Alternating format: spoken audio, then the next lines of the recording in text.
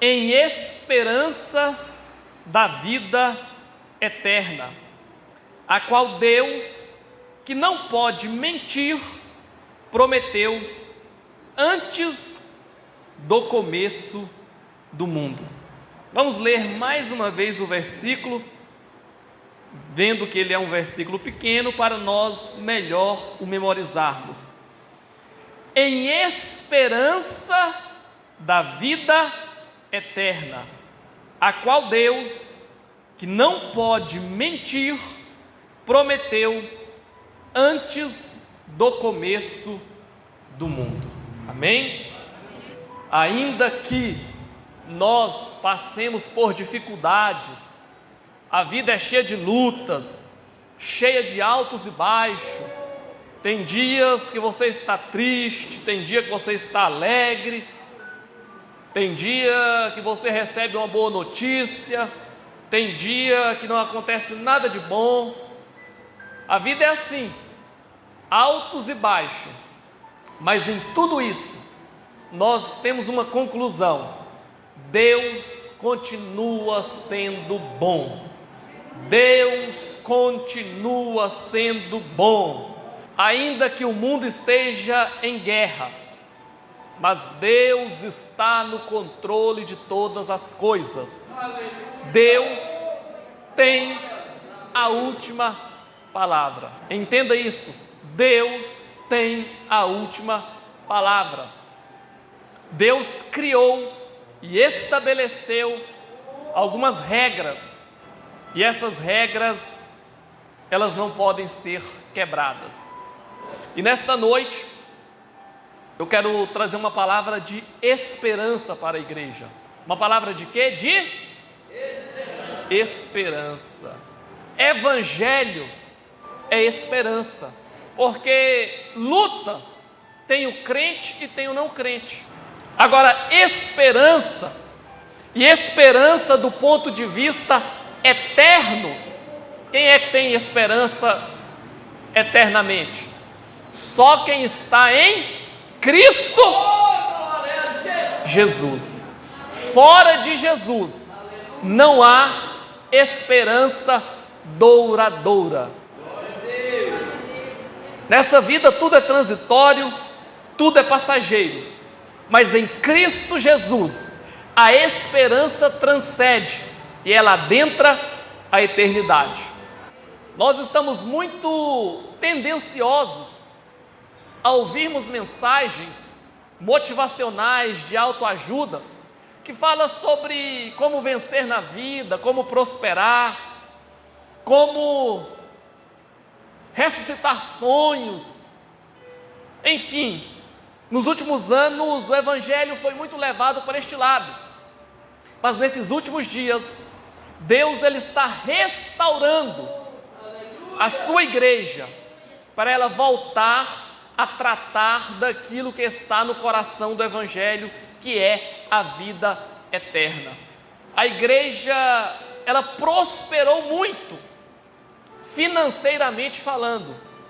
Qualquer cidade que você chegar, tem lindas catedrais, toda no blindex, sistema de som caríssimo, tem uma estrutura física maravilhosa, mas ao mesmo tempo, nós assistimos também um declínio da qualidade da fé. Isso é terrível quando nós citamos isso, um declínio na qualidade da fé, porque por algum tempo a igreja tirou os olhos daquilo que é eterno e colocou os seus olhos naquilo que é passageiro. Prosperar, ganhar dinheiro, é um dom de Deus, sim, também. Agora, o problema é quando as igrejas começaram a colocar isso como prioridade. Começaram a tratar Deus apenas como um garçom, aquele que você lê o cardápio, faz o pedido, ele traz o seu pedido, você paga a conta, dá a gorjeta e todo mundo fica satisfeito. Mas Deus não é garçom, Deus é Senhor.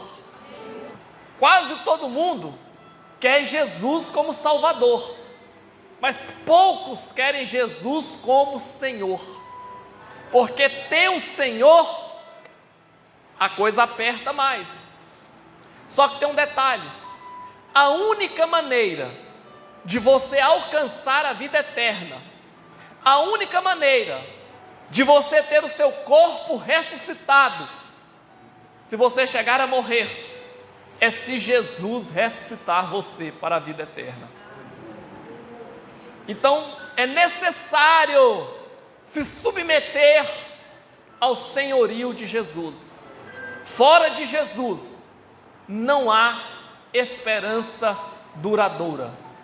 Só Jesus pode dar a vida eterna. E olhe que no versículo que nós lemos, um versículo pequeno, ele está dizendo que a esperança é a vida eterna. Qual é a esperança que nós temos? A vida eterna. De que adianta, como disse Jesus, o homem ganhar o mundo inteiro, mas perder a sua vida eterna, a sua alma? Mais bem-aventurada coisa é comer o pão das dores, passar dificuldades, sofrer tribulação, ter uma vida apertada, mas honrando a Cristo e no final ter acesso à vida eterna. Dura coisa seria naquele dia você adentrar para o banquete e o Senhor te pegar com vestes inadequadas e mandar amarrar os teus pés e as tuas mãos e te lançar no fogo exterior. Então é necessário estar com a vestimenta correta. Qual que é a vestimenta? É quando você está vestido na justiça de Cristo Jesus.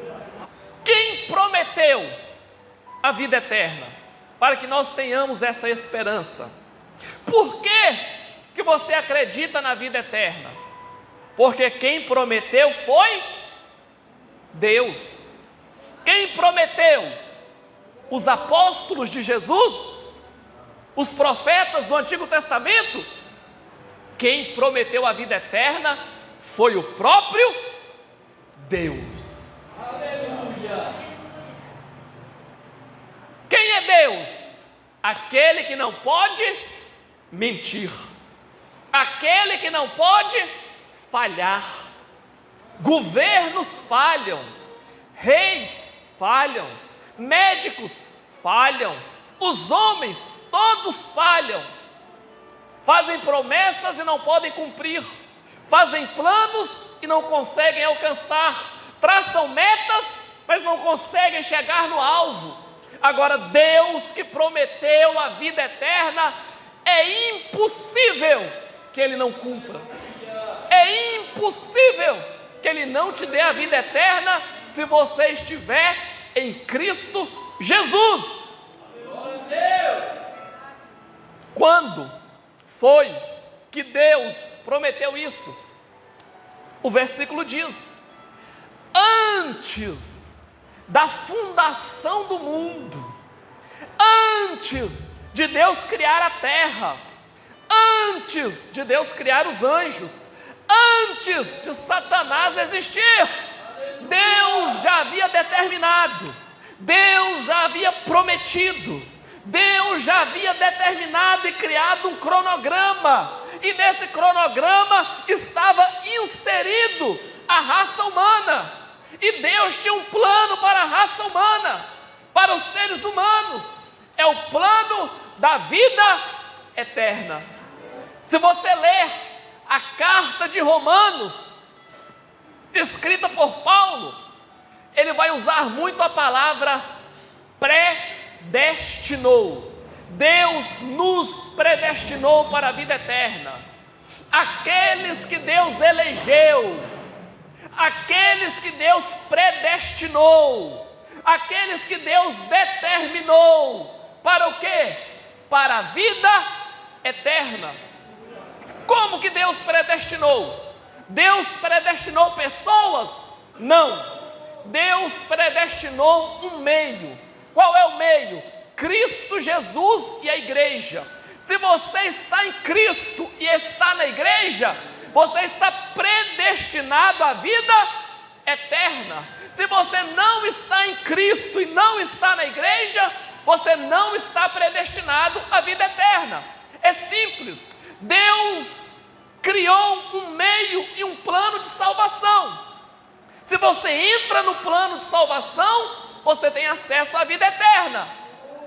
Se você sai fora do plano de salvação, você perde o direito à vida eterna.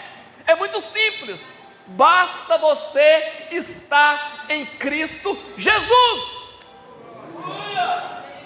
Como é que eu faço para ter a vida eterna? É simples. Reconheça Jesus como Salvador. Tenha Ele como Senhor. Arrependa-se dos teus pecados. Se batize. Desça as águas. Porque quando você fica por baixo da água, submerso, representa que você morreu. Foi sepultado o velho homem. E quando você sai das águas, nasceu um novo homem. Ressuscitou agora com Cristo para uma vida nova. Agora você anda em novidade de vida.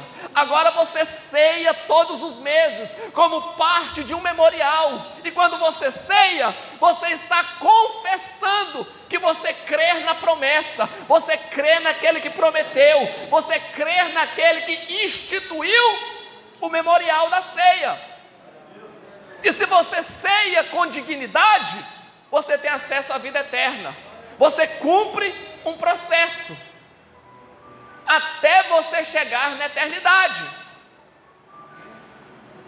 Esse é o maior mistério da existência humana. Você ter acesso à vida eterna através de Jesus. E olha como que as coisas funcionam. Deus, Ele revelou o seu mistério. Deus revelou o plano da vida eterna. Deus revelou Cristo Jesus apenas aos pequeninos,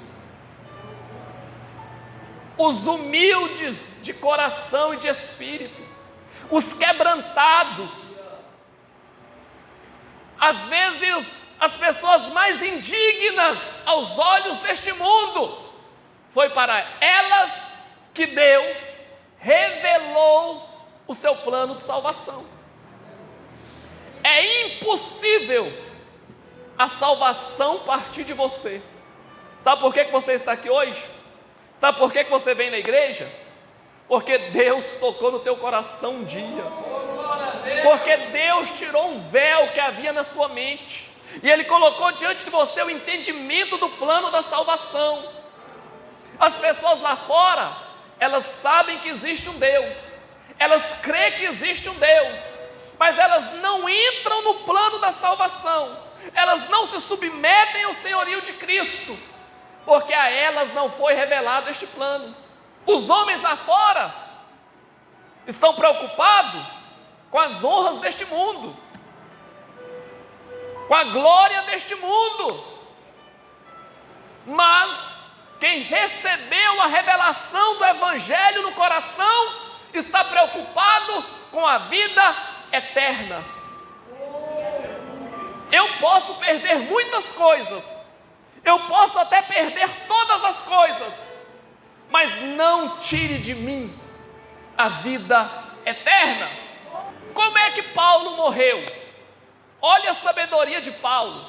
Olha quem foi o apóstolo Paulo. Um homem treinado na melhor faculdade da época, que era aos pés de um sábio chamado Gamaliel. Paulo tinha cultura, Paulo tinha cidadania romana, Paulo dominava alguns idiomas, Paulo dominava as 3 culturas predominantes da sua época: cultura romana, cultura grega e cultura judaica. Paulo, ele era o cara. Qualquer prova, para qualquer concurso, ele passaria. O homem era fera.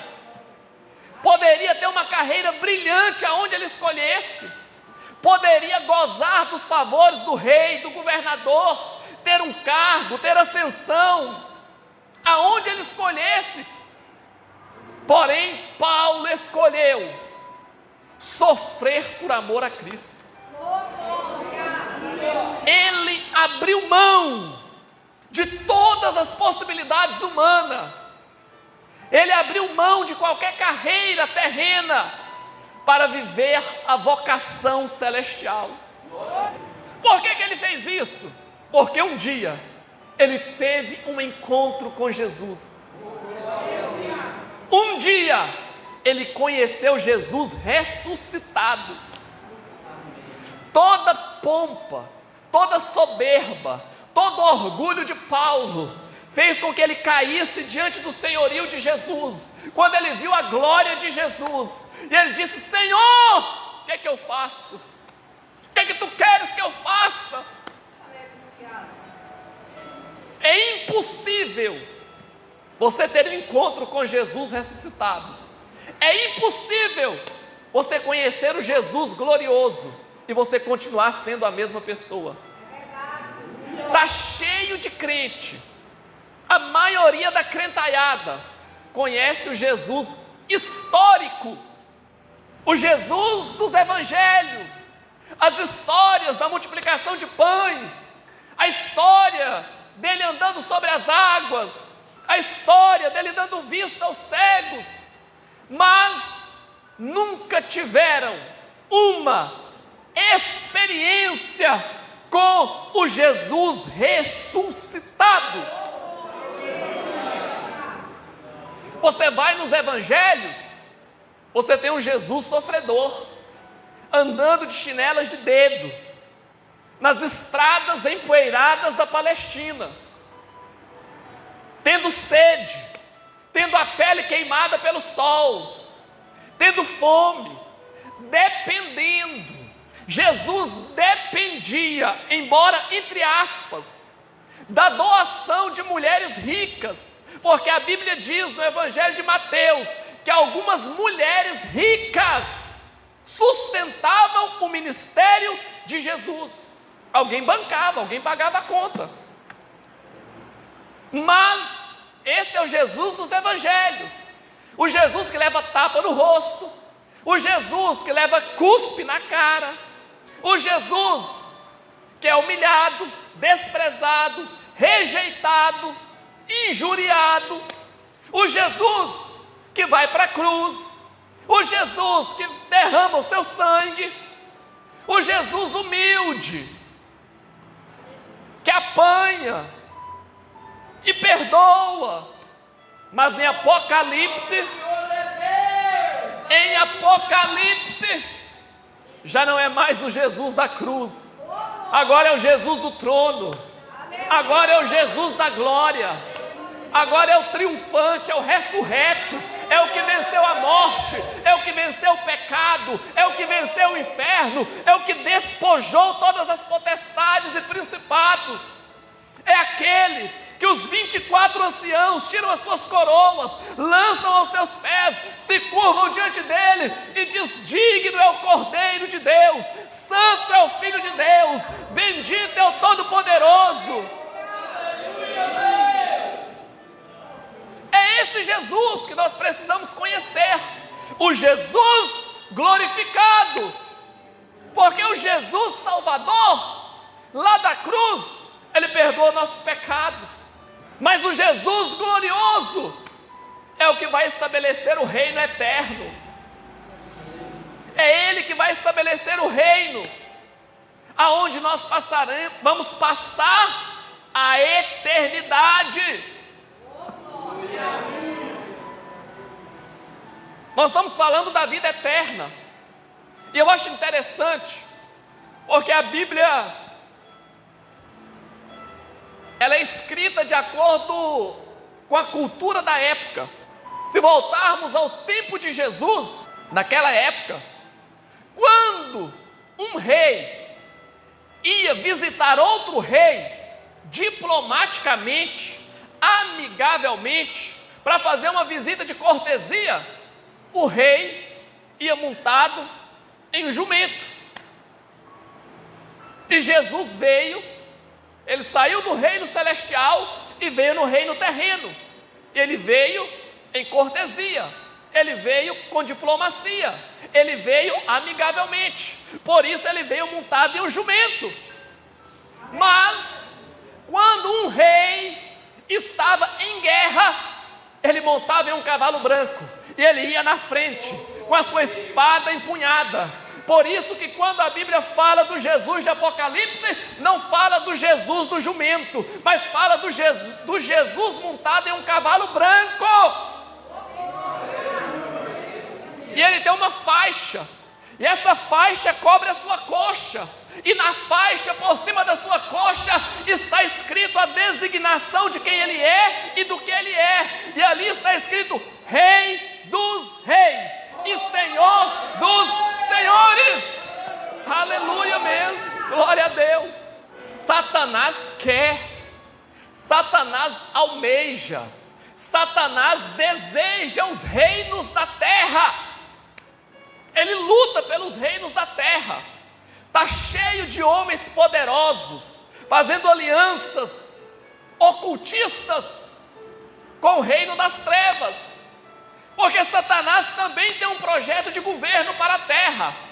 Mas o cetro da justiça e a promessa de Deus do reino terreno repousa sobre Jesus.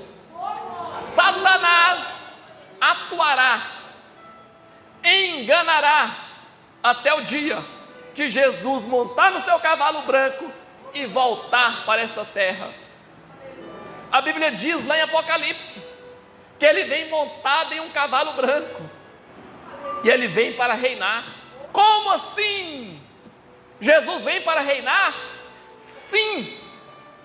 A nossa esperança como crente, a nossa esperança como igreja é fazer parte do reino eterno de Jesus. A terra, a qual nós pisamos em cima dela, a terra é física. Você tem um corpo físico. Toda a matéria que aqui está, neste planeta chamado Terra, é matéria física. Para administrar a matéria física, é preciso um corpo físico. Satanás não tem corpo físico. Satanás tem corpo espiritual. Ele não pode reinar, ele não pode governar a terra física. Ele precisa do corpo de alguém para ele entrar, para ele tentar governar a terra. Olha só que Satanás ele vai tentar imitar Deus. Agora Jesus é diferente. O judeu, o nazareno, o filho de Maria, aquele que nasceu em Belém de Judá, aquele que morreu na cruz em Jerusalém, aquele que foi para a sepultura, para o túmulo, mas que ressuscitou no terceiro dia, ele tem um corpo físico, um corpo transformado pelo poder de Deus, pelo poder da ressurreição. E com este corpo transformado, ele subiu aos céus, ele está dentro do terceiro céu. Quem é Jesus? Um judeu de aproximadamente 33 anos de idade, que está dentro do terceiro céu e tem um corpo físico. A terra física receberá Deus em um corpo físico. Como é que chama Deus em um corpo físico? Jesus de Nazaré. Quando o anjo aparece para Maria, ele diz para Maria: a criança que está sendo gerada no teu ventre, ela reinará para sempre. Jesus nunca assumiu o reino, ele assumiu a cruz. Mas quando ele vier novamente, ele vem para assumir o reino.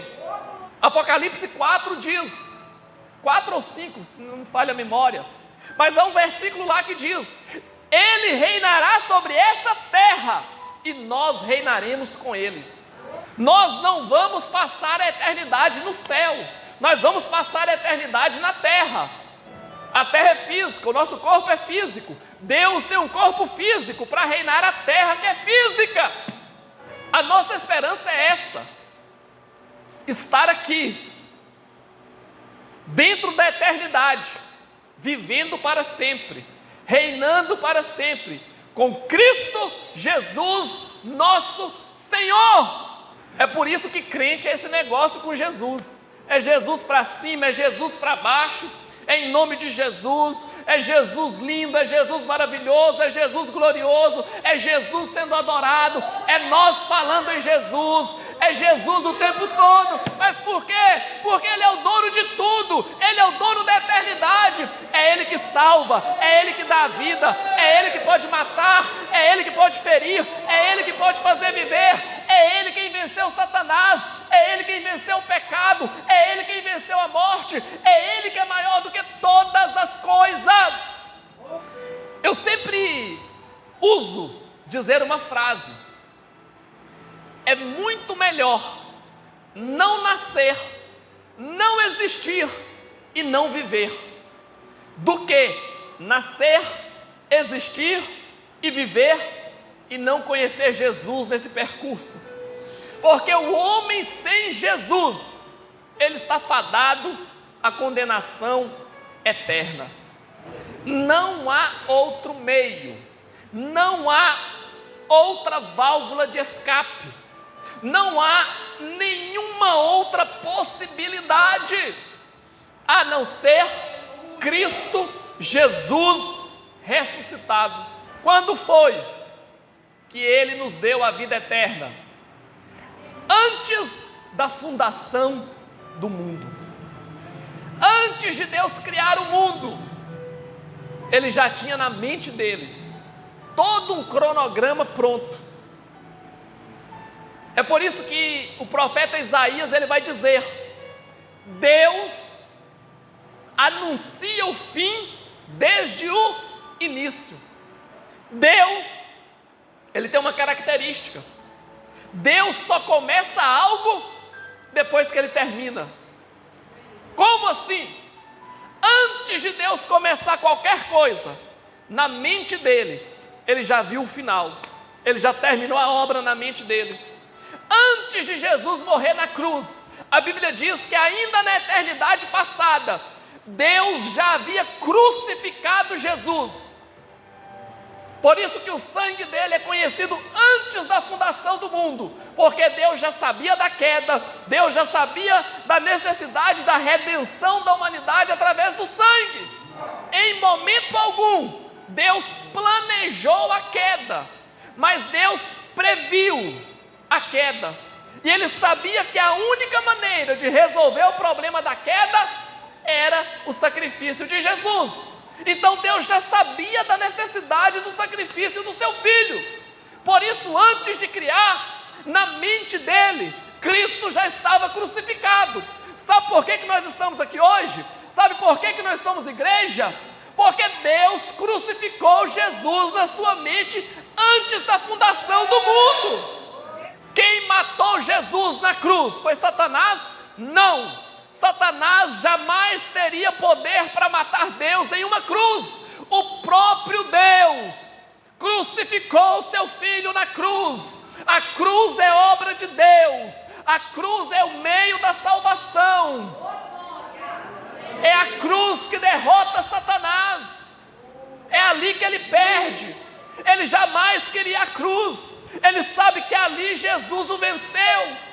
A cruz é projeto de Deus para vencer Satanás, para nos dar acesso à vida eterna.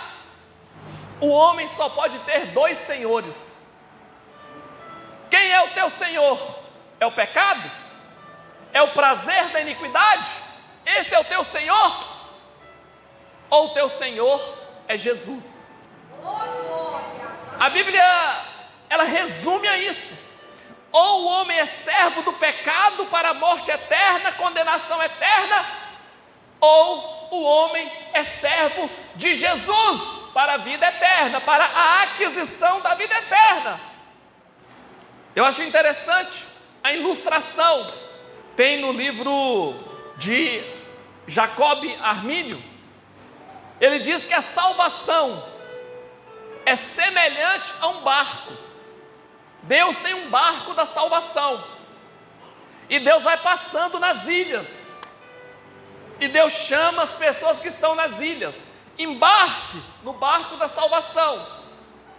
Algumas pessoas estão distraídas, construindo, trabalhando, festando, e dizem: eu não posso, estou ocupado. Outras entram no barco e vão no barco da salvação, e esse barco vai parando de ilha em ilha. Algumas vezes, alguns que já estão no barco da salvação resolvem descer. Eles ouvem o barulho da festa, eles recebem uma proposta daquela ilha, e eles saem do barco da salvação e fica ali para fazer alguma coisa, e ele até pensa: depois o barco passa de novo e eu entro nele.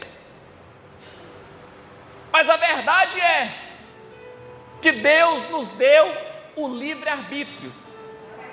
Se você quiser entrar no barco, entra. O barco é da salvação. Se você quiser descer do barco, desça, mas não há nenhuma garantia sobre a tua vida. Eu não vou mais crer em Jesus. Tudo bem, arrume outro para você crer nele. Creia no governo, creia no capitalismo, creia no socialismo, creia no comunismo, creia no Tratado de Karl Marx, creia em alguma filosofia humana. Talvez alguma delas poderá ressuscitar o teu corpo e te dar a vida eterna, porque todos nós estamos fadados à morte. Quem está aqui que não paga plano funerário? Para que você paga plano funerário? Porque todos nós sabemos que o curso natural da vida é entre o hospital no dia que você nasce e o cortejo fúnebre, o dia que eles depositam teu corpo em uma cova de 7 palmos. Mas a Bíblia diz, lá em 1 Tessalonicenses, capítulo 4, versículo 16 a seguir: porque o mesmo Senhor descerá dos céus, com voz de arcanjo e com trombeta de Deus, e os que morreram em Cristo ressuscitarão primeiro. Os que morreram em Cristo ressuscitarão primeiro. Pode ser que o teu corpo até desça à sepultura e guarde ali os teus restos mortais, mas quando a trombeta do arrebatamento eclodir lá em cima, o cemitério, a sepultura, ela vai ter que dar conta do teu corpo, e aí é com Deus, o poder de Deus, que traz à existência todas as coisas a partir do nada. Com este mesmo poder, Deus vai dar então um corpo novo para aquele indivíduo. O teu corpo no melhor da tua fase. Qual que é a melhor idade? Há quem diga que é 33 anos, a idade que Cristo morreu. Eu não sei ao certo, mas pensa no teu corpo, na melhor da tua idade, no melhor da tua saúde.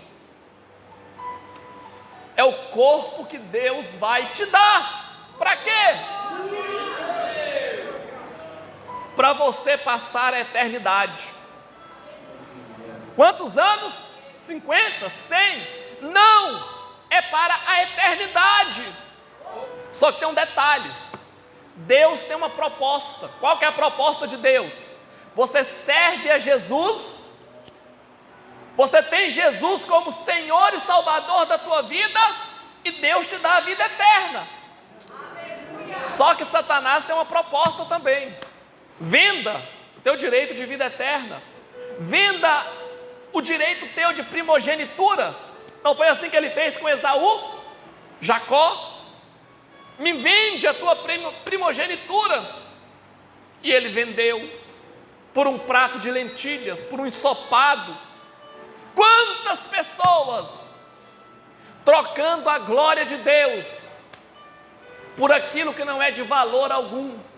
Quantas pessoas sendo enganadas por Satanás, quantos homens que Deus chamou para revelar a eles a sua glória, mas em algum momento eles negociaram com Satanás, e Satanás deu a eles uma prostituta, e eles deixaram a glória de Deus e se envolveram com uma prostituta. Quantos que foram chamados para glorificar a Deus, e hoje estão nos bares da vida bebendo cachaça, e não tem força para voltar, porque Satanás, ele tem uma teia, é igual aranha, e depois que ele enrola a sua teia, é difícil sair. A proposta de Deus é vida eterna. Deus, em momento algum, ele prometeu facilidade. Em momento algum, Deus fez uma proposta para algum de nós. Deus não chamou ninguém dizendo assim: faça uma aliança comigo e eu vou blindar você, eu vou colocar você dentro de uma redoma, e ali você não vai ter problemas, ali você não vai passar raiva, ali você não vai passar crises, dificuldades, problemas, ali você vai estar guardado de tudo e de todos. Não, mesmo com Deus, vai ter fornalha de fogo, sim, mas Deus vai com você para dentro da fornalha de fogo. Ele apaga a força do fogo. Tem cova de leão? Tem cova de leão, Daniel, mas Deus também fecha a boca do leão. Imaginem só, se nós fôssemos falar de homens nobres que serviram a Deus, nós poderíamos citar Paulo, talvez o maior de todos depois de Jesus. Como é que Paulo morreu? Paulo não deixou herança, Paulo, não há citações se ele deixou filhos. Paulo, não se sabe ao certo se ele teve um casamento, saiu do casamento e foi para o ministério. Há quem diga que ele já tinha sido casado, mas ao que tudo indica, Paulo não teve uma vida com uma esposa. Ele abriu mão de tudo, e viveu unicamente, exclusivamente, totalmente para honrar a Deus em Cristo Jesus. O que Paulo ganhou? Ele mesmo conta: perseguição, apedrejamento, chicotada, prisão, foi esbofeteado. Paulo sofreu por amor a Cristo, mas e o final dele? Deus deu para ele uma aposentadoria, uma chácara para ele descansar no final da vida? Não! Paulo terminou a sua vida em prisões. E é tão interessante que quando Paulo ele estava escrevendo uma de suas cartas, normalmente ele ditava a carta e tinha alguém que escrevia. Ele ia ditando, e o emanuense, falava-se emanuense, quem escrevia as cartas. Paulo ditava e o emanuense ia escrevendo a carta, e Paulo estava preso, e Paulo diz assim, escreve aí: alegrai-vos no Senhor. Quando Paulo diz na prisão, alegrai-vos no Senhor, dizem que o escritor olha para ele e diz: mas como alegrar no Senhor preso, sofrendo, padecendo como você está padecendo? E Paulo, ele não retira o que ele disse, ele continua, escreve aí: alegrai-vos no Senhor, e outra vez eu vos digo, alegrai-vos no Senhor, acima das tribulações, acima das provas, acima das crises financeiras, acima de todas as coisas, alegrai-vos no Senhor, alegrai-vos em Cristo Jesus, alegrai-vos com a esperança da vida eterna. Alegrai na esperança, alegrai em Cristo Jesus. E como é que Paulo terminou? Paulo terminou sendo decapitado. Ele teve a sua cabeça cortada por uma espada, uma lâmina afiada desceu sobre o seu pescoço. Agora, imaginem só o galardão de Paulo na eternidade. Pensa você comigo. Jesus vem para estabelecer o seu reino na terra. Ele implanta o seu reino. Quem é que vai reinar com Jesus? A igreja. Nós reinaremos com Jesus. Imagine uma coisa: todo reino tem funcionários em escalões diferentes.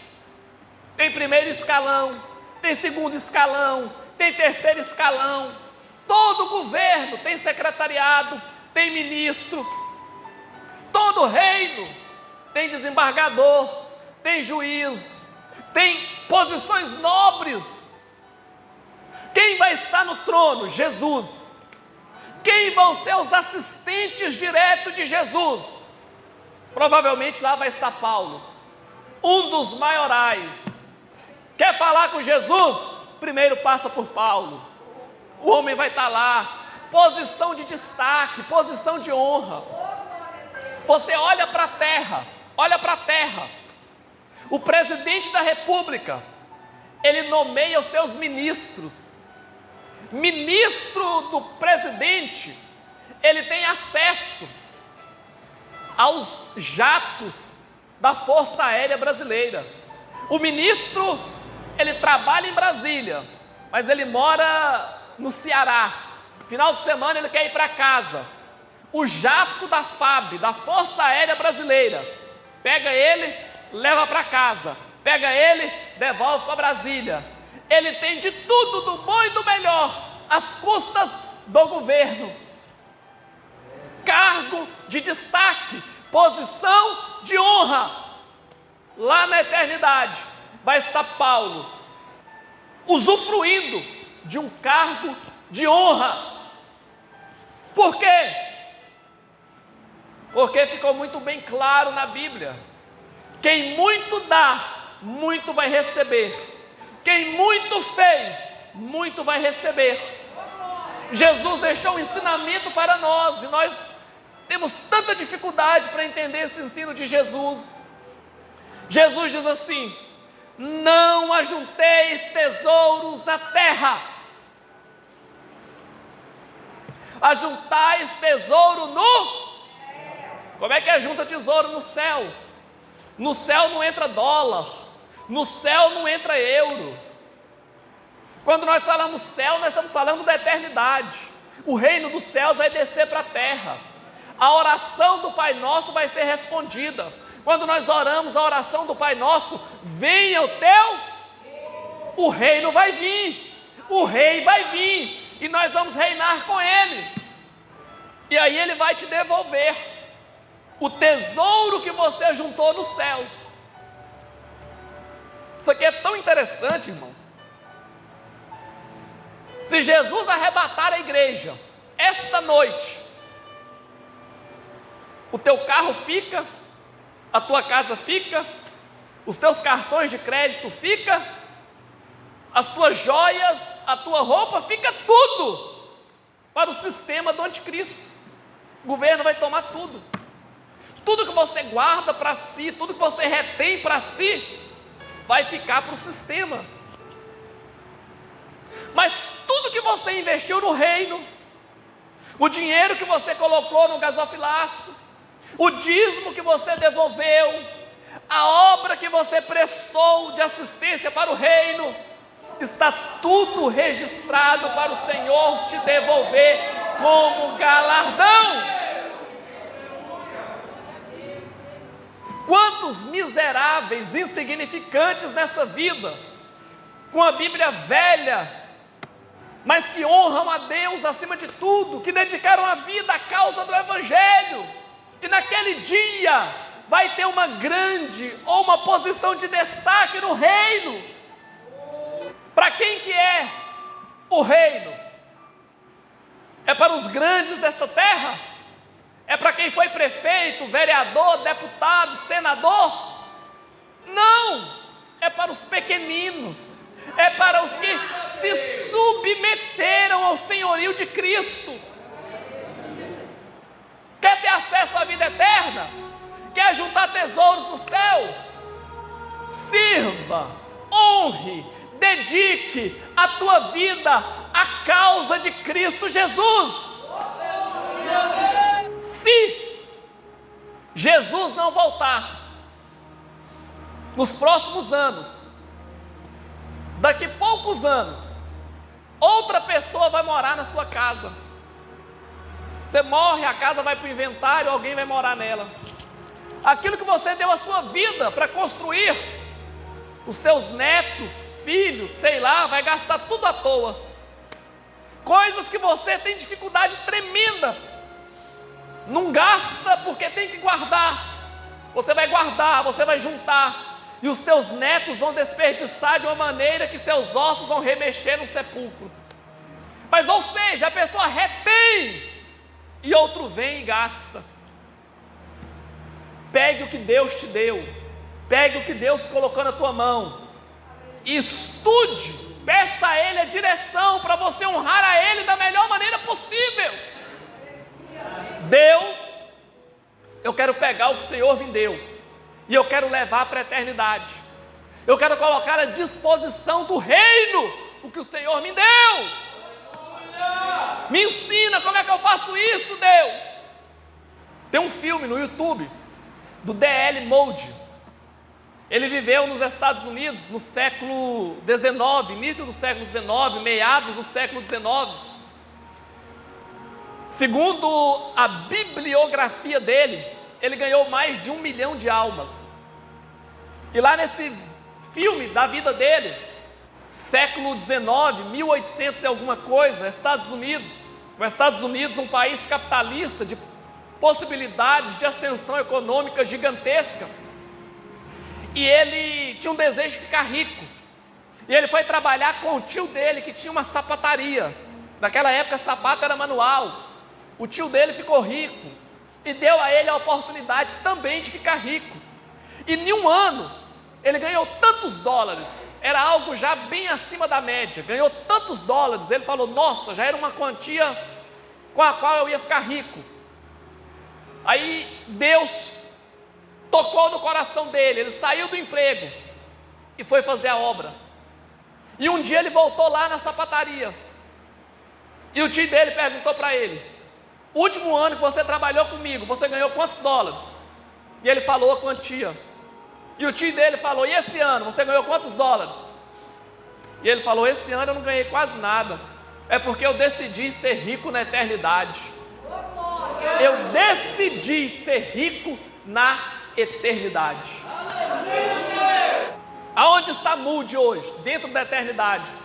Aonde está o tio dele? Dentro da eternidade. O que cada um tem na eternidade? Eu não sei. O dia o declarará. Mas eu sei que com certeza, como disse Paulo, aquele em quem eu confio, Ele é poderoso para guardar o meu depósito até o dia da tua vinda. Ei, Deus tem um depósito no teu nome para a eternidade. Tem algo depositado para ti na eternidade. Você não sofre em vão. A tua vida cristã não é em vão. A tua fé não é em vão. Um dia o Senhor vai te chamar e vai dizer, servo bom e fiel, aqui está a tua recompensa. Ele te recompensará. Ele te recompensará. Ele é maior do que o sistema. Ele é maior do que a governabilidade desta nação. Ele é maior do que qualquer linha de pensamento que queira governar esse mundo. Ele é maior do que qualquer filosofia de vida. Ele é maior do que o capitalismo. Ele é maior do que o socialismo. Ele é maior do que o comunismo. Ele é maior do que a democracia, porque ele não depende de voto para ser eleito. Ele já foi eleito há 2000 anos atrás. Ele foi eleito na cruz, quando ele verteu o teu sangue, e ele disse, está consumado, está feito. O problema era o pecado, está vencido. O problema era Satanás, está vencido. O problema era a morte, está vencida. E agora O mundo conhece o novo vencedor. Quem que é ele? Aquele que vai vir montado em um cavalo branco, e ele vai vir com o poder nas suas mãos, ele vai vir com o cetro na sua mão, ele vai governar sobre a terra, ele vai implantar um governo justo, perfeito e eterno. Oh, aleluia!